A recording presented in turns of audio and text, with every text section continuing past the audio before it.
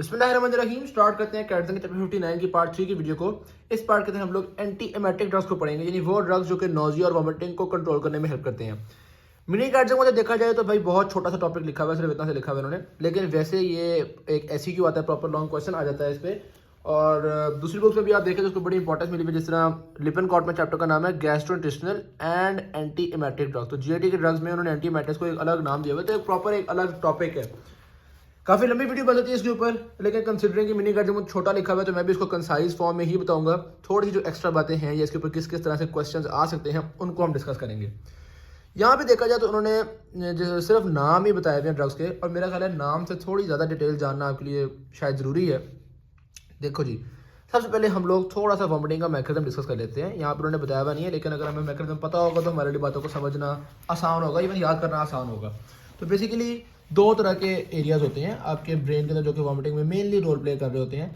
एक तो आपका समझ लो एरिया है, इस एरिया का नाम है एरिया प्रोस्टिमा, ठीक है बात। अच्छा, अब इसके अंदर होता है आपके पास एक ऐसी जगह जो कि केमिकल्स को सेंस करती है। देखो आपके पूरे ब्रेन के अंदर ना ब्लड वेसल्स और ब्रेन, इसके दरमियान में एक बैरियर होता है जिसको हम कहते हैं ब्लड ब्रेन बैरियर, ठीक है। सब सेंसेस को क्रॉस करना इतना आसान नहीं होता, लेकिन ब्रेन के कुछ कुछ जगह ऐसी हैं जहां पे ब्लड ब्रेन बैरियर इतना अच्छा नहीं होता, और वो जगह इसलिए ऐसी हैं ताकि हम ब्लड की चीज़ों से ब्रेन आगाह हो सके, ठीक है। तो एरिया प्रोक्सीमा भी ऐसा है कि यहाँ पे ब्लड ब्रेन बैरियर इतने सही से नहीं होता, यानी ब्लड के अंदर के जो केमिकल्स होते हैं वो इसको ट्रिगर कर सकते हैं। तो इसको हम कहते हैं CTG, ठीक है, कीमो ट्रिगर जोन होती है ये बेसिकली। ये CTG जब ट्रिगर होती है तो ये वॉमिटिंग कॉज करती है, ठीक है। आपके जीआईटी पे सिग्नल्स भेजेगी, उसको कॉन्ट्रैक्शंस करवाएगी, रिवर्स पेरिस्टाल्सिस करवाएगी, जिस तरह से भी करवाएगी, ये वॉमिटिंग कॉज करती है। ओके बात, तो ये एक जगह हो गई CTG। उसके अलावा एक और सेंटर होता है जिसको हम वॉमिटिंग सेंटर, या इसी से रिलेटेड है आप कह लो। वॉमिटिंग सेंटर जो होता है वो डायरेक्टली आपकी पेरिफेरी से सिग्नल्स भी ले रहा होता है, यानी इसने तो सिर्फ ब्लड से सिग्नल्स लिए ना। वॉमिटिंग सेंटर आपका जो कॉकलिया नहीं होता, या वो जो सैक्यूल और वो जो चीज़ें होती हैं सेमी सर्कुलर कैनाल्स, यानी कि वेस्टिबुलर सिस्टम जो कि आपके बैलेंस को मेंटेन कर रहा होता है। तो वेस्टिबुलर सिस्टम से सिग्नल्स जाते हैं वॉमिटिंग सेंटर को। इसी वजह से जब पहाड़ी इलाकों में लोग जाते हैं या गाड़ी बहुत अजीब चल रही हो, वेस्टिबुलर सिस्टम देख रहा हो कि बॉडी का बैलेंस बार बार खराब हो रहा है, तो वो भी वॉमिटिंग कॉज करता है with the help of vomiting centre, ठीक है। वॉमिटिंग सेंटर इन्वॉल्व है। और ऑन द अदर साइड अगर आपकी जीआईटी के अंदर कोई मसले हैं, कोई ऐसा खाना खा लिया आपने या कोई भी तरह की चीज़ है, तो वो भी तो वॉमिटिंग कॉज करती है ना, ठीक है। तो यानी कि जीआईटी से भी डायरेक्टली सिग्नल्स आपके वॉमिटिंग सेंटर तक जाते हैं, और वॉमिटिंग सेंटर से कहते हैं कि भाई तुम वॉमिटिंग कॉज करो। वॉमिटिंग सेंटर चाहे फिर कीमो ट्रिगर जोन से गए और वो आगे जाकर वॉमिटिंग कॉज कर दे। तो इन शॉर्ट पता ये चला हमें कि वेस्टिबुलर और जीआईटी से सिग्नल्स जा रहे हैं वॉमिटिंग सेंटर, वॉमिटिंग कॉज कर रही है। और अगर ब्लड के अंदर कोई केमिकल है, जिस तरह हम कहते नहीं है अक्सर मेडिसिन के साइड इफेक्ट्स में लिख देते हैं नोजिया वॉमिटिंग, तो भाई एक ड्रग कैसे नोजिया कॉज कर सकता है? हो सकता है, अच्छा कई दफ़ा आईवी ड्रग भी नोजिया कॉज कर सकता है। तो भाई एक ड्रग आपने खाया ही नहीं है, वो वॉमिटिंग कैसे कॉज कर रहा है? ना वो मोशन सिकनेस कॉज कर रहा है, ना वो जीआईटी में जा रहा है, तो वॉमिटिंग कैसे कॉज हो रही है? तो भाई वो जब ब्लड आपके जो ड्रग है वो जब ब्लड में जाता है ना, तो वो ब्लड में जाके कीमो ट्रिगर जोन को या कीमो ट्रिगर जोन को इसको स्टिमुलेट कर देता है, और उस ड्रग की वजह से वॉमिटिंग कॉज हो जाती है डायरेक्टली। सही होगी बात। कुछ और भी रिसेप्टर्स हैं जो कि इन्वॉल्व होते हैं इसको ट्रिगर जोन को एक्टिवेट करने में, जिस तरह मिसाल के तौर पे हिस्टामिन रिसेप्टर्स, खासतौर पे जो H1 रिसेप्टर्स होते हैं। H2 रिसेप्टर्स तो एलर्जी वगैरह में इन्वॉल्व होते हैं ना, तो हिस्टामिन के H1 रिसेप्टर्स जो होते हैं वो भी इसको स्टिमुलेट करते हैं। इसी तरह डोपामीन के रिसेप्टर्स, जिनमें D2 रिसेप्टर्स की बात की जाए, तो वो भी इसको स्टिमुलेट करते हैं। इसी तरह से न्यूरोकाइनिन रिसेप्टर्स होते हैं एक, ठीक है। ये जो न्यूरोकाइनिन रिसेप्टर्स है ना, इनके ऊपर जो सबस्ट्रेट एक्ट करता है उसका नाम है सब्सटेंस P, ठीक है, सब्सटेंस P। अब हिस्टामिन रिसेप्टर्स पे आपको पता है हिस्टामिन एक्ट करेगा, डोपामिन रिसेप्टर्स पे डोपामिन एक्ट करेगा, न्यूरोकाइनिन रिसेप्टर्स पे सब्सटेंस P एक्ट करता है, ठीक है। और ये फिर न्यूरोकाइनिन भी आपके कीमो ट्रिगर जोन को स्टिमुलेट करता है कि भाई वॉमिटिंग कॉज हो जाए। इसी तरह से सेरोटोनिन के भी कुछ रिसेप्टर्स होते हैं। सेरोटोनिन के बहुत सारे रिसेप्टर्स हैं, 5-HT4 रिसेप्टर्स भी होते हैं, लेकिन यहाँ पे 5-HT3 रिसेप्टर्स इन्वॉल्व हैं। बेसिकली ये सेरोटोनिन रिसेप्टर्स होते हैं, ये भी वॉमिटिंग कॉज करने में रोल प्ले कर रहे होते हैं। ओके होगी बात। तो यहाँ से तो बड़ी सिंपल सी बातें हो गई, हमने थोड़ा सा मैकेनिज्म को समझ लिया है। अब अगर हम आ जाएं ड्रग ग्रुप्स की तरफ, तो पहले उन्होंने यहाँ पर सिर्फ नाम लिखे हुए हैं। ये जी मेटोक्लोप्रामाइड है, ये क्या करता है, डोपामिन रिसेप्टर एंटागोनिस्ट है, और इसीलिए यूजफुल एंटीएमेटिक है। H1 हिस्टामिन रिसेप्टर ब्लॉकर आ गया। तो इस तरह से उन्होंने सिर्फ नाम लिखे हुए हैं, तो मैं उन नामों की बजाय पहले थोड़ा इसी डायग्राम के थ्रू हम चीज़ों को मजीद समझने की कोशिश करते हैं। अच्छा देखो, अगर सवाल आता है ना क्लासीफाई एंटी एमेटिक्स और analyst the different anti emetics, तो आप जो ज़्यादा वाइडली एक्सेप्टेड क्लासिफिकेशन है या जो बड़ा आसान है आपके लिए पेपर में लिखना, वो है classification on the basis of mechanism of action. सही होगी बात। तो मैकेनिज्म ऑफ एक्शन क्या क्या हो सकते हैं एंटी एमेटिक्स के। H1 इन्वॉल्व है, तो इसका मतलब है एंटी हिस्टामीन्स काम करवा सकते हैं। तो इस पहले नंबर पे आ गए जी एंटी हिस्टामीन्स। सही होगी बात। D2 इन्वॉल्व है, इसका मतलब है डोपामीन रिसेप्टर एंटागोनिस्ट भी आपके पास एंटी एमेटिक एक्शन रख सकते हैं। सेरोटोनिन रिसेप्टर इन्वॉल्व है, इसका मतलब है कि सेरोटोनिन एंटागोनिस्ट भी आपको वॉमिटिंग को रोक सकते हैं। न्यूरोकाइनिन रिसेप्टर इन्वॉल्व है, इसका मतलब है सब्सटेंस पी एंटागोनिस्ट या न्यूरोकाइनिन एंटागोनिस्ट जो हैं वो भी एंटी एमेटिक एक्शन रख सकते हैं, इसको रोक सकते हैं। सही है। उसके अलावा वॉमिटिंग सेंटर को भी रोकना है, तो मोशन सिकनेस वगैरह के लिए एक तो एंटी हिस्टामीन बड़े इफेक्टिव होते हैं, दूसरा आपके पास एंटी कोलिनर्जिक ड्रग्स जो हैं वो भी रोल प्ले करते हैं। मेनली उन चीज़ों का जिक्र आपके पास लिपिन कॉर्ड के अंदर हुआ है। ये देखो, anti cholinergic drugs specially the muscarinic receptor antagonist scopolamine. सही होगी बात। तो एंटी कोलिनर्जिक ड्रग्स भी आपके पास यहाँ पे आ जाते हैं, एंटी कोलिनर्जिक्स।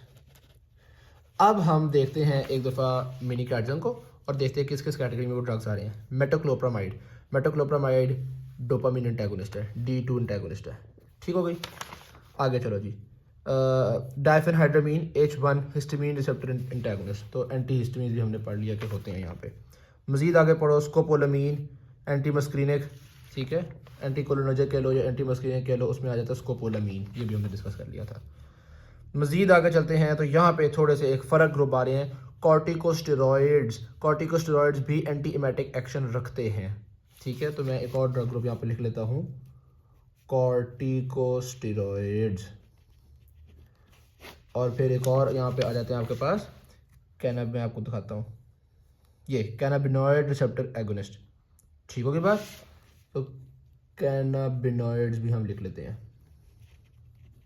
सही हो गया। तो ये आप देख रहे हैं कितने सारे ड्रग ग्रुप्स हमारे pass on the basis of mechanism of action बनते चले जा रहे हैं। कैनाबिनॉइड्स हो गए। अच्छा, अब आ गए ये ऑन्डेनसेट्रॉन, ग्रेनीसेट्रॉन, डोलासेट्रॉन, पेलोसेट्रॉन, ये सारे सेरोटोनिन एंटागोनिस्ट हैं, 5-HT3 रिसेप्टर एंटागोनिस्ट हैं। सही हो गया। फिर आगे आपके पास एप्रीपोटेंट, न्यूट्रीपोटेंट, ये आपके पास न्यूरोकाइनिन रिसेप्टर एंटागोनिस्ट है। तो ये सारे ड्रग ग्रुप्स हमने स्टडी कर लिए। ओके होगी बात, गुड होगी बात। मैकेनिज्म ऑफ एक्शन के बेस पे वो आपसे कहते हैं, तो आपको होगी जी anti histamines, anti dopamines, anti serotonin, anti neurokinin receptor 1 या न्यूरोकाइनिन 1 या सब्सटेंस पी। उसके अलावा फिर आपको हो गए एंटी कोलिनर्जिक्स, कॉर्टिकोस्टेरॉइड्स, कैनाबिनॉइड्स। बेहतरीन सा काम हो गया आपके पास। वैसे इसके लिए हमने एक निमोनिक भी बनाया है, इसके नामों को याद करने के लिए। हम इनमें से हर ड्रग ग्रुप को थोड़ा और भी डिटेल से स्टडी करेंगे, लेकिन मैं आपको पहले एक निमोनिक बता देता हूँ। निमोनिक है जी आपके पास, BBC चैनल देखा हुआ आपने, तो BBC चैनल है, लेकिन BBC के अंदर आपने B भी एक और लगा देना है और C भी एक और लगा देना है। ठीक है, तो BBC की शेप थोड़ी सी आपने बिगाड़ देनी है, तो ये बन जाएगा आपके पास BBB और फिर C की बजाय CC। ठीक है, एक B एक्स्ट्रा लगा दिया, एक C एक्स्ट्रा लगा दिया, तो इसकी शेप हमने थोड़ी ख़राब कर दी है, तो इसलिए आगे हम शेप भी लिख लेते हैं। ठीक है, पी रहने दो यार, पी तो साइलेंट होता है ना शेप का, गोली मारो पी को। ठीक हो भैया, BBC शप कर दो, शपाक हो गया था ना, पानी में गई शपाक। एनीवेज, तो क्या क्या ड्रग्स हैं जी। ये जो इतने सारे बी है ना, इससे आप थोड़े से घबरा जाएंगे, इसलिए इससे पहले कि मैं इस निमोनिक की ट्रांसलेशन करूं, इस निमोनिक के आपको फॉर्म बताऊं, मैं थोड़ा सा इन ग्रुप्स को मज़ीद खोल के बयान करता हूं। यार, ये जो डोपामिन एंटागोनिस्ट है ना, इसमें एक तो हमने पढ़ लिया मेटोक्लोप्रामाइड। ठीक है, इसमें कुछ और ड्रग ग्रुप्स भी आते हैं। देखो, एक से ज़्यादा ड्रग ग्रुप्स का भी सिमिलर मैकेनिज्म ऑफ एक्शन हो सकता है। जिस तरह जब हम एंटी सीजर्स पढ़ते थे, तो उसमें वैल्प्रोइक एसिड, ये कार्बामेज़ेपिन और फेनिटोइन है, दोनों का mechanism of action sodium channels के थ्रू ही था। तो सिमिलर मैकेनिज्म ऑफ एक्शन हो सकता है। अब आप कहेंगे यार, अगर मैकेनिज्म ऑफ एक्शन सिमिलर है तो उसको एक ही ड्रग ग्रुप में क्यों नहीं रख लेते। अगर उनकी केमिकल प्रॉपर्टीज़ फ़र्क हैं, जिसकी वजह से उनकी फार्माकोकाइनेटिक्स फ़र्क हो जाएगी, उनके एडवर्स इफेक्ट्स फ़र्क हो जाएंगे, तो सारी बात है वो एक अलग ड्रग ग्रुप बनेंगे। ठीक, तो मेटोक्लोप्रामाइड तो एक हो गया। इसकी अगर हम साइड इफेक्ट की बात करें तो आपको पता है मेटोक्लोप्रामाइड जो होता है वो, अच्छा मेटोक्लोप्रामाइड पहले भी हम पढ़ चुके हैं, गैस्ट्रिक मोटिलिटी में हेल्प कर रहा था। ठीक है, तो मेटोक्लोप्रामाइड एक डोपामिन एंटागोनिस्ट है जो कि गैस्ट्रिक मोटिलिटी में हेल्प करता है। उसके अलावा चूंकि ये डोपामिन पे एक्ट कर रहा है तो इसके साइड इफेक्ट में पार्किंसनिज्म आ रहा था, एक्स्ट्रा पिरामिडल साइड इफेक्ट्स आ रहे थे, हाइपर प्रोलैक्टिनीमिया आ रहा था। तो ये मेटोक्लोप्रामाइड एक अलग कैटेगरी का ड्रग है। डोपामिन एंटागोनिस्ट में ही एक और नाम भी है, फिनोथायाजीन्स। ठीक हो गया, फिनोथायाजीन्स। ये भी बेसिकली एक डोपामिन एंटागोनिस्ट ही का ड्रग ग्रुप है जो कि एंटी एमेटिक एक्शन करता है। ठीक, इसी तरह से डोपामिन एंटागोनिस्ट में ही एक और ड्रग ग्रुप आता है जिसका नाम है ब्यूटायरोफिनोन्स। ब्यूटायरोफिनोन्स, ये भी आपके पास डोपामिन एंटागोनिस्ट ही है। सही होगी बात। अच्छा, अब मैं चाहता हूँ कि आपको एक ज़्यादा अच्छा आप आंसर लिख सकें, तो इसी वजह से हम लोग मिनी गार्डन के साथ साथ आपको लिपेनकॉर्ड की भी बातें बताते हैं।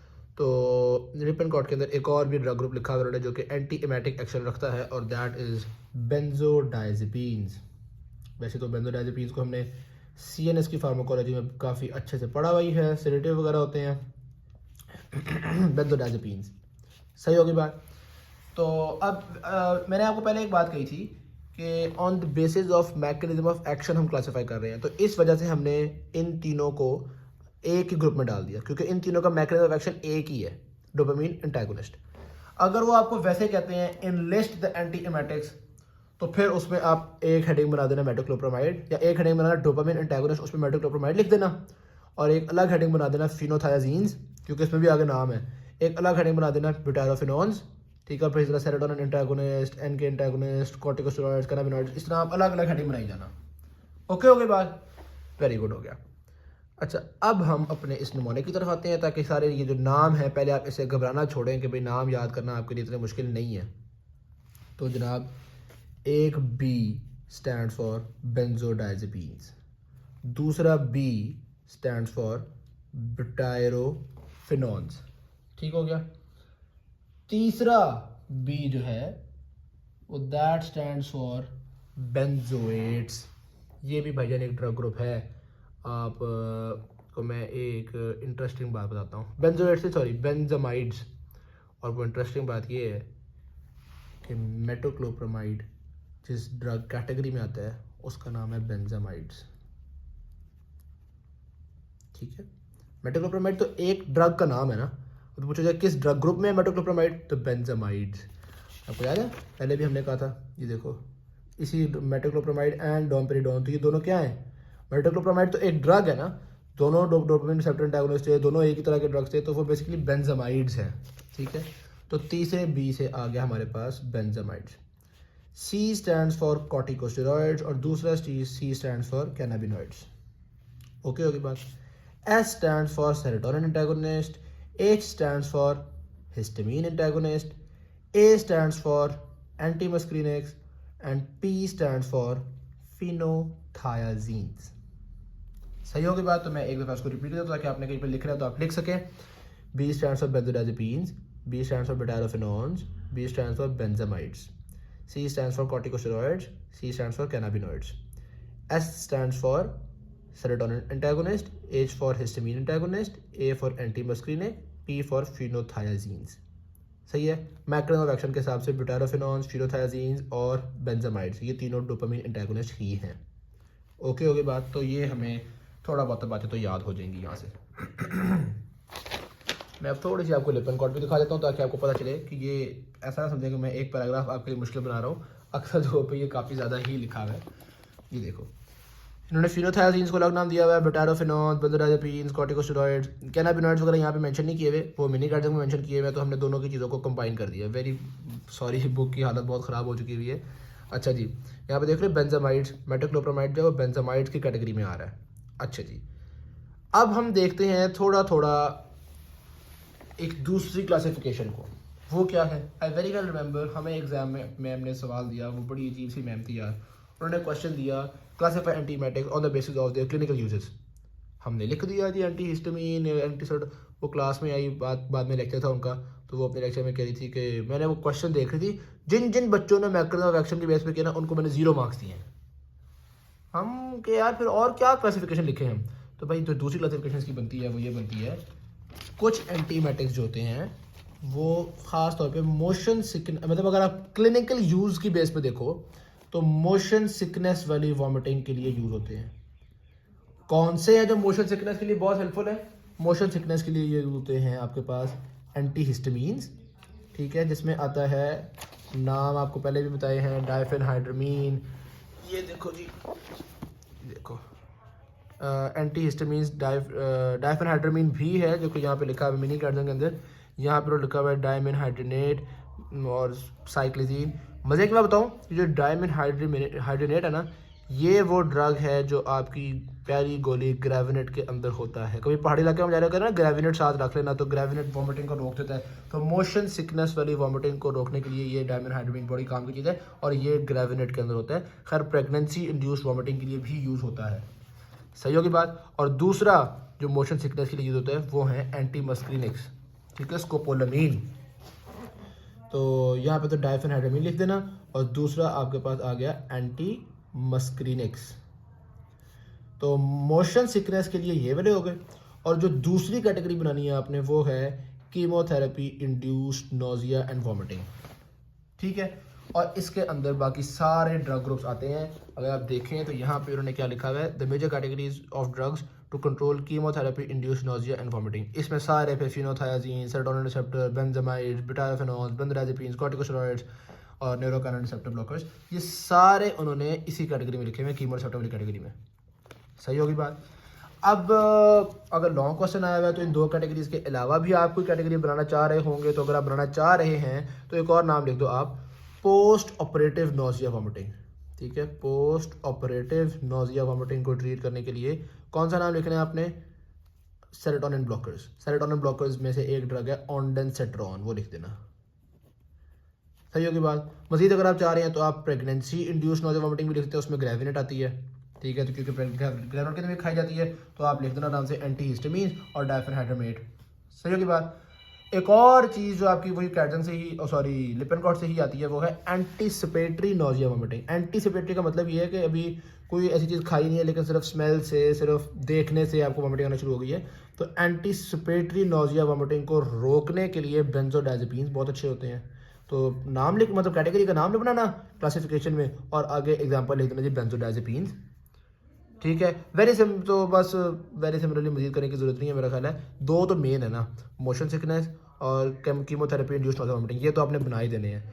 उसके अलावा मजीद अगर आपने कुछ करना है तो पोस्ट ऑपरेटिव नोजिया वॉमिटिंग बना देना, एंटीसिपेटरी नोजिया वॉमिटिंग बना देना, और मैंने आपको बताया प्रेगनेंसी इंड्यूस्ड नोजिया वॉमिटिंग बना देना।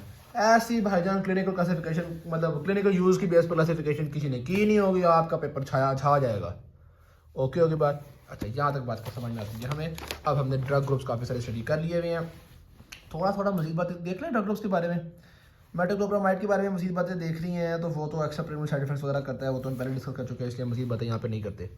हिस्टामिन ब्लॉकर्स के बारे में मजीद बातें कोई ख़ास हैं नहीं, तो उनको भी आप गोली मारो। बस ये ध्यान में रखो कि ये मोशन सिकनेस के लिए खास यूज़ होता है, और ये ग्रेविनेट वगैरह यही होती है, सही है। ये जो फिनोथायाजीन्स में कौन से नाम आते हैं आपके पास?